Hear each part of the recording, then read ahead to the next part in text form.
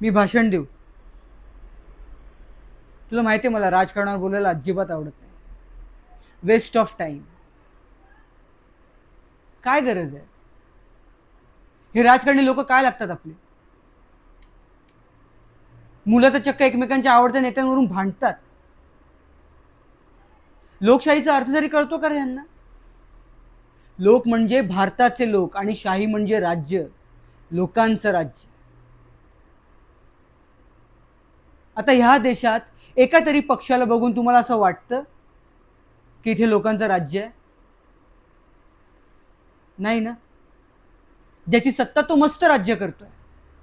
आणि मुळात आपण यांना आपल्यावरती राज्य करण्यासाठी निवडून देतच नाही, तर आपली सेवा करण्यासाठी निवडून देतो. आता तुम्हीच सांगा ना.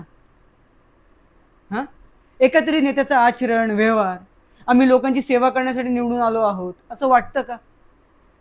असतील असतील, मी कुठे नाही म्हणतोय, अपवाद असतील, पण हातांच्या बोटांवरती मोजण्या इतकेच. आता त्यात सुद्धा आपलीच चूक आहे म्हणा. हे नेते जात धर्म याच्या आधारावरती पद्धतशीर भाषणे देतात आणि आपण सगळं विसरून पुन्हा यांना डोक्यावर बसवतो.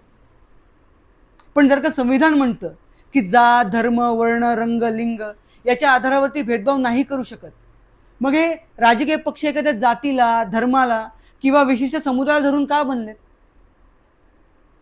सांगा ना, का बनलेत?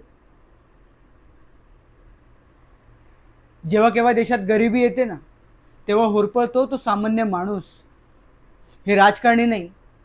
जो लोकांच्या सेवेसाठी प्रश्नांसाठी हितासाठी काम करतो ना, तो खरा नेता. हे बघा, अजूनही वेळ गेली नाहीये, विचार करा.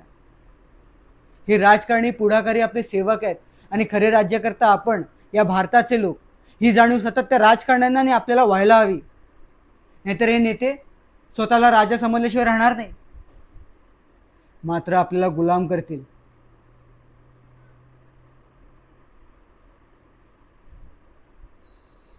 विचार करा.